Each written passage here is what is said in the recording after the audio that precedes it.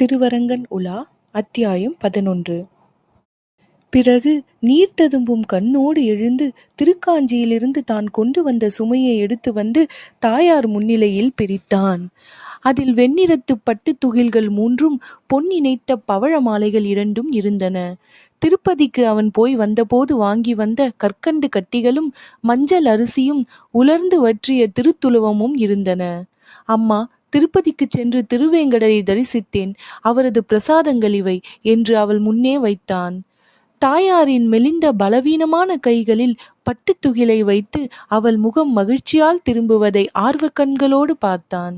பிறகு உள்ளே போய் கற்கண்டை பொடித்து வந்து அவள் நாவில் பாசத்துடன் வைத்து அவளை மெல்ல மெல்ல உண்ண செய்தான்.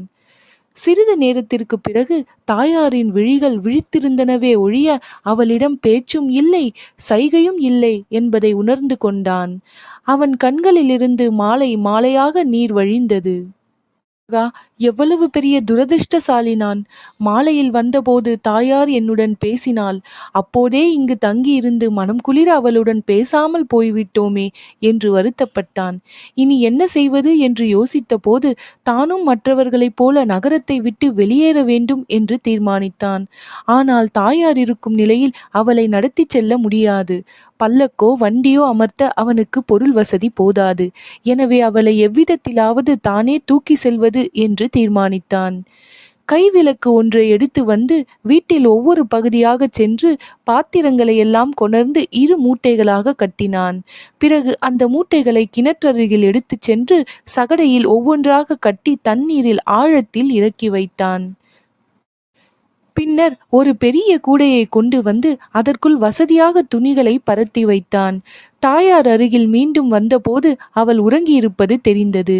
மெல்ல அவளை தூக்கி கூடைக்குள் அணைவாக படுக்க வைத்து கூடையுடன் வெளியே வந்தான் குலசேகரன். பிறகு வீட்டுக்கதவை சாத்தி பூட்டிவிட்டு கூடையை தூக்கி தலையில் வைத்து கொண்டு வீதி வழியே நடக்க ஆரம்பித்தான். சிறிது தூரம் போயிருப்பான். அப்போது தம்பி என்ற குரல் கேட்டது. யாரோ பின்னால் வந்து அவன் கையை பிடிப்பதை உணர்ந்ததும் திடுக்கிட்டு நின்றான் அவன். ஆற்றில் வரும்போது சந்தித்த அந்த பெரியவர்தான் அவர் என்று தெரிந்ததும் வியப்புடன் அவரை நோக்கினான் அவன்.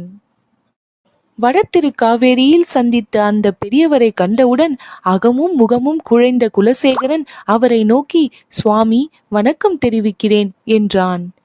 பெரியவர் தமது திரண்ட தோள்களை குலுக்கிக் கொண்டு லேசாக சிரித்து, தம்பி, ஆற்றை கடக்கும் போது சுமை கொண்டு வந்தாயே, அது எங்கே என்று கேட்டார்.